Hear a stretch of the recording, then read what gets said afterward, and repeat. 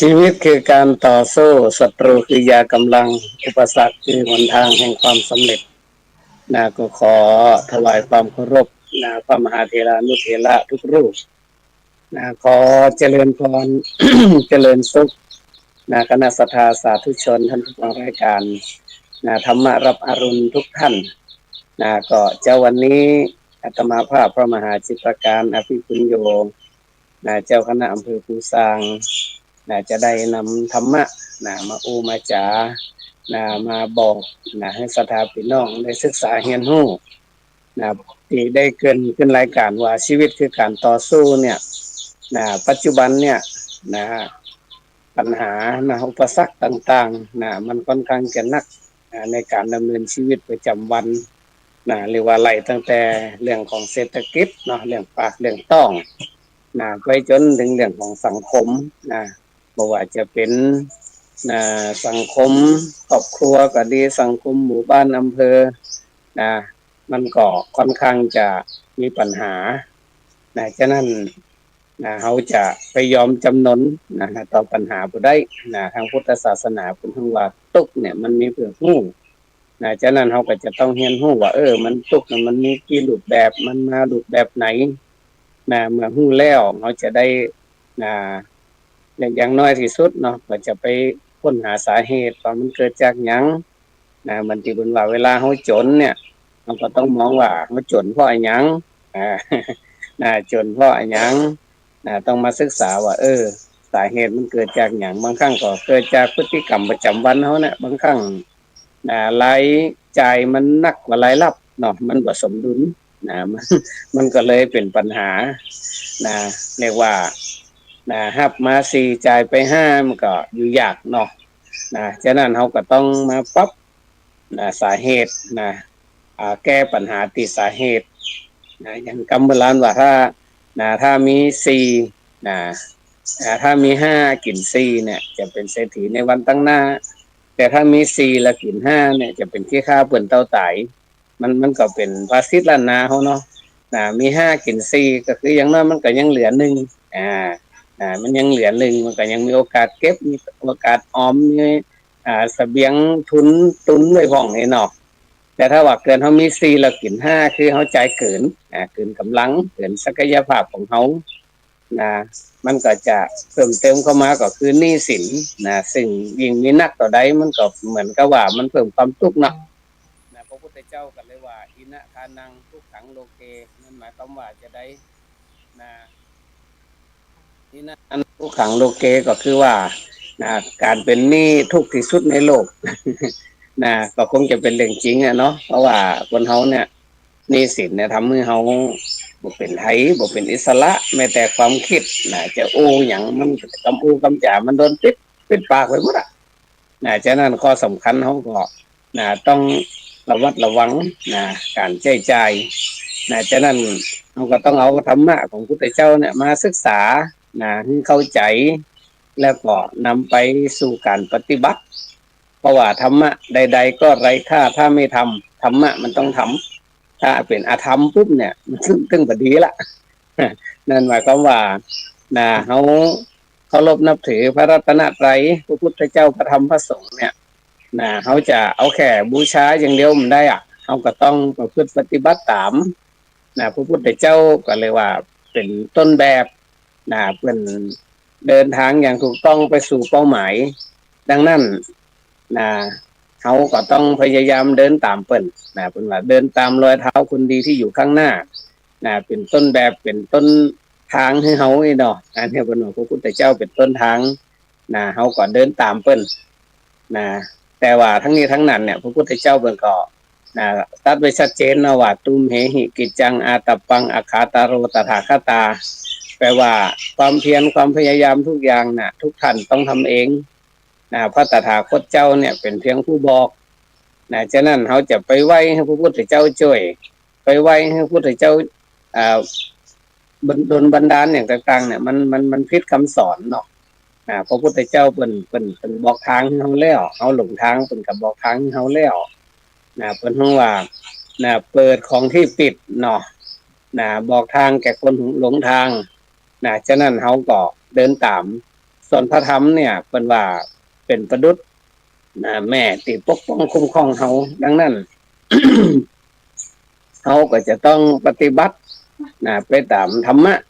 คำสอนของพุทธเจ้าก็จะเอามากราบมาไหว้บางครั้งภาษิตบรรเทาบนกระสอนนะเป็นว่ากราบพระพุทธสะดุดแก่ทองคำกราบพระธรรมแก่ขยำคัมภีร์ใบลานกราบพระสงฆ์ก็แก่ลูกกราบพระสงฆ์ก็ไปถูกแก่ลูกเจ้าบ้านก็คือว่าเป็นสะท้อนให้เฮาว่ากราบพระพุทธนี่เฮาติดแค่พระพุทธรูปทองคำกราบไหว้ศักดิ์สิทธิ์ติดอยู่แค่รูปเนาะบนวัสดุแค่ทองคำกราบพระธรรมขยำแค่คัมภีร์ใบลานก็ไปติดตำรับตำราคัมภีร์อย่างต่าง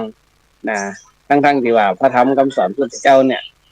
ก็ต้องนำมาประพฤติปฏิบัติถ้าบอกประพฤติปฏิบัติปุ๊บเนี่ยมันก็บอกเกิดผลแน่นอนมันเหมือนทิพยโอสถนั่นเนาะยาติบกันนั่นเนาะมันมีคุณในการรักษาโรคในการรักษาโรค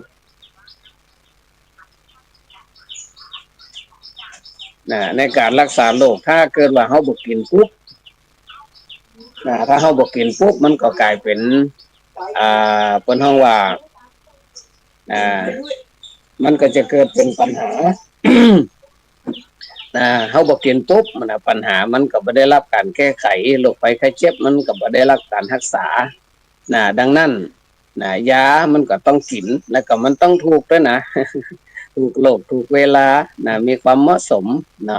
อันนี้เขาก็มองว่าพระธรรมนั่นเป็นเรื่องของการนำมาประพฤติปฏิบัติส่วนพระสงฆ์นั่นก็คือเป็นสมมุติสงฆ์เป็นลูกของพี่น้องชาวบ้านนั่นเขาจะไปติดแค่ว่าเป็นลูกคนนั่นเป็นลูกคนนี้เป็นเจ้านั่นเป็นเจ้านี่คือเขาจะบ่ติดตัวบุคคลเขาจะติดตรงที่ว่าเป็นประพฤติปฏิบัติจะใดครับถูกทำถูกต้องเขาก็ยกย่องเป็นว่ายกย่องบุคคลนี้ควรยกย่องปักคันเหปักคละหังแต่ถ้าปฏิบัติบ่ถูกจ้องถูกร้ายออกนอกดูนอกทางนอกธรรมนอกวินัยนอกธรรมนอกวินัยก็เขาก็ต้องเป็นห้องว่าเขาก็จะต้องอู้ง่ายๆก็คือก็ต้องคมเนาะบ่คือพิษถ้าเป็นผู้ปกครองก็ต้องกำราบปราบปรามเนาะนิคันเหนิคละหังกลมคนที่ควรคมถ้าว่าบ่ถูกก็ต้องตักเตือนว่ากล่าวเนาะ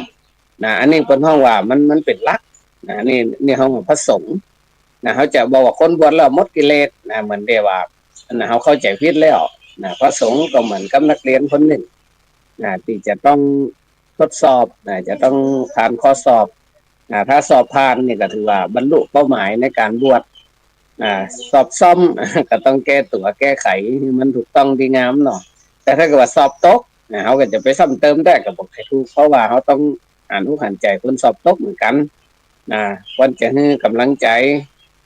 สู้ต่อไปพระพุทธเจ้าเนี่ยเปิดให้โอกาสผลให้โอกาสผลยกตัวอย่างเช่นพระองค์ปริมาณเนี่ยองค์ปริมาณเคยผลาญฆ่าชีวิตมาขนานับยังกลับจิตกับสันดานส่วนลึกและนึกคิดเมื่อกลับจิตคิดใหม่ยังได้ดีเรียกว่ากับคืนคนดีสู่สังคมเอามาแก้มาไขพระพุทธเจ้าเอามาบวชแล้วก็ธรรมะสิ่งที่ถูกต้องจนกระทั่งปริมาณเนี่ยกับตัวกับใจกับหางกับหัวกับชั่วจนกลายเป็นคนดีเป็นคนที่มีประโยชน์เป็นพระอรหันต์ได้เนี่ยพระไปก็อันนี้อุสถาพี่น้องฟังนะว่าในการใช้ชีวิตนั่นมันสำคัญแล้วนั่นกับพระพุทธเขาจะไปติดแค่ทองคำมาได้กับพระธรรมเขาจะไปขยำแค่คัมภีร์ใบลานมาได้กับพระสงฆ์ไปถูกลูกเจ้าบ้าน มันก็บ่ได้เนาะมันก็ต้องทำให้มันถูกต้องก็วันนี้ได้เอามาอู้ให้สถานพี่น้องฟังว่าชีวิตเนี่ยมันต้องสู้ ถ้าเราสู้แล้วอย่างน้อยมันยังมีตั้งเลือกถึง3เส้นทางด้วยกันเพิ่นว่า1ชนะ2เสมอ3แพ้แต่ถ้าเราบ่สู้อย่างเดียวเนี่ยมันก็คือแพ้อย่างเดียวนะการแพ้ใจตัวเองก็ดีการแพ้พ่ายแพ้อย่างต่างๆมันเป็นสิ่งที่นำมาซึ่งความคับแค้นใจทุกข์ใจเนาะฉะนั้นเราทุกคนเนี่ยต้องสู้นายโยมเด้อต้องสู้ป่าที่มันเป็นเนี่ยต่อให้กระแสน้ำมันจะเชี่ยวกรากขนาดไหนเนี่ยมันก็จะต้องพยายามว่ายเอาชนะแต่ถ้าเป็นป่าตายมันก็จะไหลไปตามน้ำปล่อยไปตามยถากรรมที่เขาว่าน่ะคือปล่อยเนื้อปล่อยตัวปล่อยกายปล่อยใจจนบางคนจนกลายเป็นโรคซึมเศร้าไปนี่เป็นว่ายอมแพ้ต่อโชคชะตาแต่ว่าจริงๆเนี่ยเขาต้องสู้นะโยมเด้อเขาต้องสู้จะไปยอมพ่ายแพ้ศัตรูคือยากำลังเขาว่าศัตรูเนี่ยมันมีหลายเนี่ยถึงไปนอกไปไหน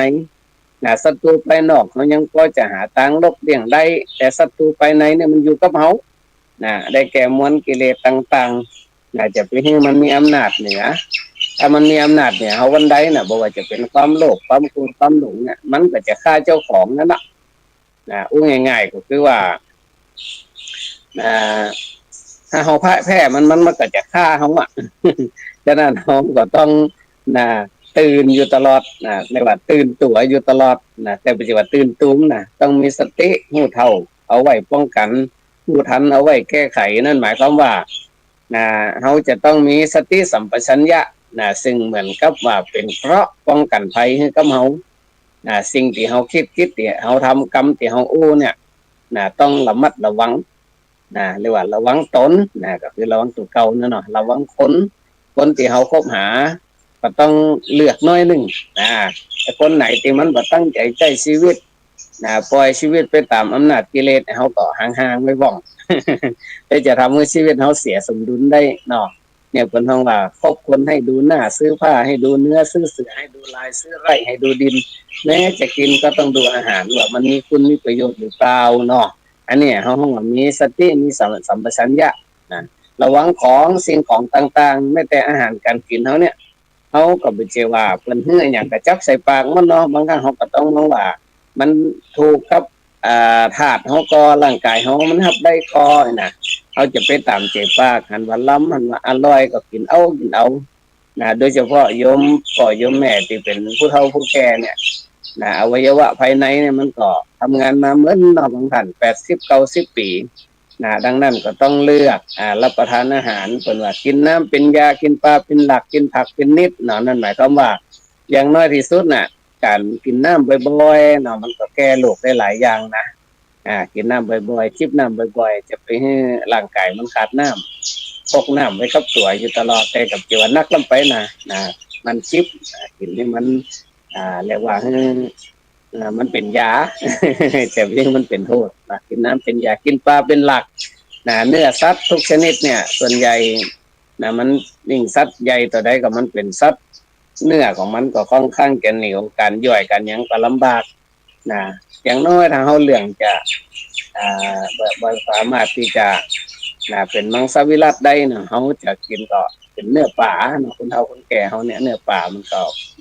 อ่อนมันก็ย่อยง่ายเนาะกินผักเป็นนิดบ้านเฮาเนี่ยบ้านพักเมืองพัก แต่ก็ควรเน้นปลอดสารพิษตัวจะไปซื้อตามตลาดนักลำไปเนาะถ้าจำเป็นต้องซื้อก็ต้องหาวิธีจะเอามาชำระล้างอย่างจะได้ให้มันเป็นปัญหาเขาก็ต้องทำเนาะอันนี้ก็ฝากญาติโยมไว้ว่าศัตรูมีถึงไปนอกไปไหนเอาก็ต้องระมัดระวังมีสติสัมปชัญญะจะไปพลาดถ้าพลาดปุ๊บไปเหมือนว่าเป็นข่าวกันจังวันนี้กันย้อนว่า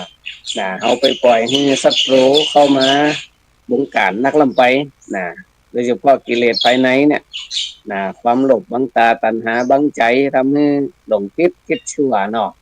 บางครั้งก็ถอนตัวบ่ได้เนาะอันนี้ก็น่าเป็นห่วงประการสุดท้ายเนาะเป็นห้องว่าพระซัก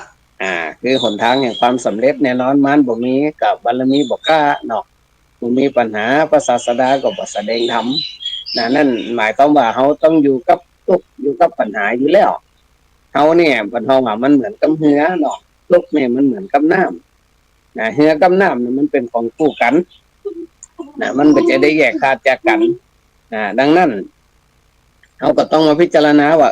ธรรมดาของเรือเนี่ยมันต้องอยู่เหนือน้ำเฮาก็ต้องพยายามอยู่เหนือทุกข์จะไปให้ทุกข์มันเรียกว่าจะไปให้ทุกข์มันบีบ อย่างน้อยก็ฮู้เท่าฮู้ทันไว้พ้องฮู้อยู่ตลอดเนาะแต่บนว่าเฮียต้องอยู่เหนือน้ำเฮียเนี่ยบ่มีวันที่จะจมเลยตราบเต่าตีน้ำยังบ่เข้าเหือนั่นหมายความว่าเฮาก็จะไปปล่อยให้น้ำมันเข้าเหืออุดรูรั่วต่างๆตาหูจมูกลิ้นกายใจตาบุคคลดูก็จะไปดูเนื้อตาหูบุคคลฟังก็จะไปฟังเนื้อหูเนาะเรียกว่าต้องมีสติเข้าไปกำกับอินทรีย์ตาหูจมูกลิ้นกายใจบ่ให้มันเกิดโทษเกิดภัยหรือว่ารู้หัวนั่นเนาะถ้ามันเป็นรู้หัวตันใดมันก็เข้าตันนั่นตาเนี่ยบางทีเป็นเจเรื่องของเขาก็จะไปสอดทรายหาบางคนนี่ชอบหูเรื่องเจ้าบ้านชอบสูลู่บางครั้งมันก็กลายเป็นว่าเอาปัญหามาใส่ตัวงูเหมือนกันการนินทาว่าไล่กันมันเป็นธรรมดาพระพุทธเจ้าถึงได้ตรัสไว้ว่านัตถิโลเกอนินทิโตคนที่บ่ถูกนินทาบ่มีในโลกนั่นหมายความว่าแม้แต่พระพุทธปฏิมาเนี่ยหรือว่าพระพุทธรูปเนี่ยก็ยังถูกคนตำหนิคนติมันติใดมันบอกว่าจะได้งามแต่งามเสียท่าว่าปากบ่ได้ ก็ว่าพระพุทธรูปปากบ่ได้ฉะนั้นเฮาเนี่ยต้องอู้ถึงมันก็มนุษย์เดินดินเนาะมันก็ต้องเจอคำนินทาว่าไล่แต่คำนินทาว่าไล่นั่นเขาก็ต้องพิจารณาด้วยสติด้วยปัญญาเป็นว่าคำตักเตือนของคนที่เป็นผู้รู้เนาะเป็นผู้ที่เขาพิจารณาแล้วเป็นคนมีศีลมีธรรมเป็นตักเป็นเตือนเนี่ยเขาก็เชื่อถือได้ถ้าเป็นขี้หมูล่าขี้หมาแห้งเป็นปอก้าแมก้าเราถ้าจากวันกันไปจนบางครั้งบ่ได้ไต่ตองว่าไอ้ที่เรานะมันจริงหรือเท็จเนี่ยนะเขาก็ฟังหูไว้หูบางคนมันอู้โดยบ่คิดหรอกถ้าเขาเก็บมาคิดเขากระตุกหนอกแต่คนอู้เนี่ยมันอู้ไปเรื่อยมันอู้ไปเรื่อยมันจริงครับที่ชอบคำอู้ของมันแต่เขาเนี่ยต้องมาห้ามเอาคำอู้ของคนที่หูคิดอู้มาเนี่ยเขาเอาไปคิดเขาก็ถือว่าเป็นคนขาดสติขาดปัญญาเนาะคนบ่ฮู้ฉะนั้นก็ฝากศรัทธาญาติโยมไว้ว่าในยุคปัจจุบันเนี่ยข้อมูลข่าวสารมันเร็วมันไวสารพัดอย่างเขาก็ฟังหูไว้หูจะไปเจียง่ายบางครั้งมันก็ไม่ได้เป็นประโยชน์อย่างกับชีวิตเขามันเป็นเรื่องของเขาหลวงพ่อพุทธทาสเป็นอะไรว่าเขามีส่วนชั่วบ้างช่างของเขาจงเลือกเอาส่วนที่ดีเขามีอยู่เป็นประโยชน์โลกบ้างยังน่าดูส่วนที่ชั่วอย่าไปรู้ของเขาเลยจะหาคนมีดีโดยส่วนเดียวอย่ามัวเที่ยวค้นหาสหายเหมือนค้นหาหนวดเต่าตายเปล่าจุดให้เคยมองแต่ดีมีคุณจริงนั่นหมายความว่าในให้ก็มีดีเนาะในดีก็มีให้เขาก็เลือกเอาตีมันดีๆอย่างคนไปหล่อนแหล่เนี่ยมันก็ได้มากูอย่างเนาะขี้เหอะกวดหินดินทรายก็ได้มาเหมือนกันแต่เป็นเลือกที่จะทิ้งเนาะขี้เหอะมันก็กำขว้างเนี้ยที่เห็นขี้ดินมันก็กำขว้างเนี้ยเป็นก็เลือกเอากับเพชรกับพลอยกับทองเนาะชีวิตเขาก็เหมือนกันมันก็มีทั้งสิ่งดีสิ่งบ่ดีเข้ามาเขาก็ใจสติใจปัญญาของเขาที่ได้ผ่านการศึกษาอบรมหำเฮียนมา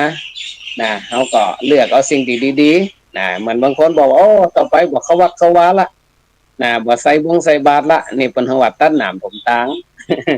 ว่าจะได้เขาชั่วแล้วชั่วด้วยเขาเลี้ยวแล้วเลี้ยวด้วยเขาแล้วชีวิตเขามันจะดีขึ้นได้จะได้ฉะนั้น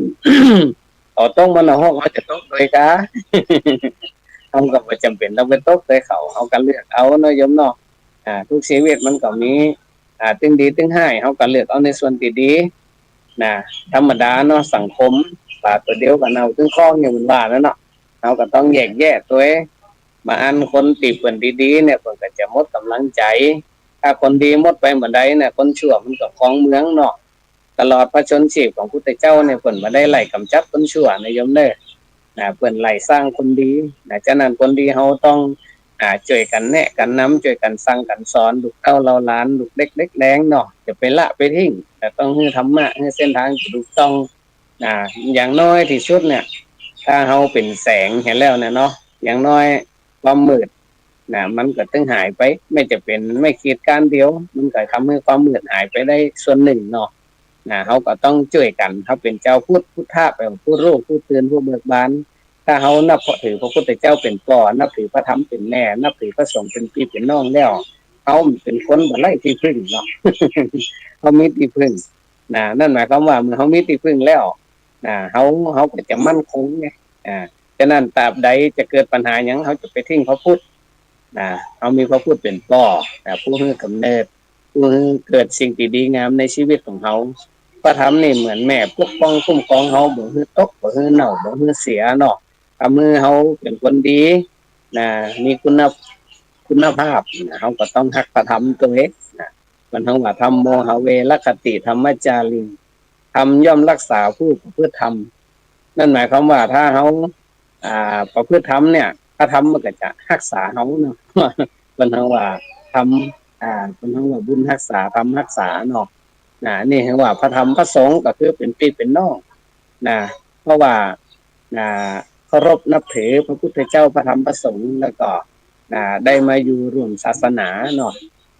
เรียกว่าเป็นพี่เป็นน้องเพิ่นเขามาบวชเขาก็ให้กำลังใจเพิ่นเพราะว่าต้องฝึกต้องต่อสู้กับอุปสรรคมากมายเนาะบางคนมาบวชนี่มันยากอยู่เลยแต่ว่ามันได้บุญนักบุญหลายถ้าว่าทำได้เนาะมันเหมือนกับลงแข่งขันนั่นเนาะถ้าทำมันเกมใหญ่เกมสู้อย่างบ่สู้กับกิเลสในยมเลยฉะนั้นบ่แปลกติว่าแต่ละวัดครับพระครับสงฆ์เพราะว่าคนที่มาบวชมันต้องต่อสู้กับกิเลสภายในนักโดยเฉพาะบวงทั้ง3เนี่ยพุทโธคีเวลูกก็เหมือนบวงมัดคอสามีภรรยาหัตเถสามีภรรยาก็เหมือนปอมัดศอกถ้านางพาเทสมบัติเงินทองก็เหมือนโซ่ลำเท่าการที่จะมาสละบวงทั้ง3มาบวชเนี่ยมันยากเลยบวชได้ก็เรียกว่าสุดยอดละฉะนั้นเขาก็ให้กำลังใจเพิ่นจะว่าไปละไปทิ้งเพิ่นเนี่ยถึงวันนี้คนบวชมันน้อยขนาดพระอาจารย์เนี่ยประชาสัมพันธ์เรียกว่าประชากันสัมพันธ์กันเป็นปีเป็นเดือนเนาะหาคนมาบวชภาคฤดูร้อนแค่10 วันเนี่ยปีนี้บวชได้เหี่ยแค่55 ลูก ได้อบรมอยู่10 วันใจแท้ๆเนี่ยก็ได้สัก100แต่ก็ยากถ้าเอาสมัครใจนะถ้าเอาสมัครใจนี่มันยากฉะนั้นวัดก็เลยอย่างว่าวัดก็เลยบอกให้มีพระมีเนรวัดก็เลยหมอง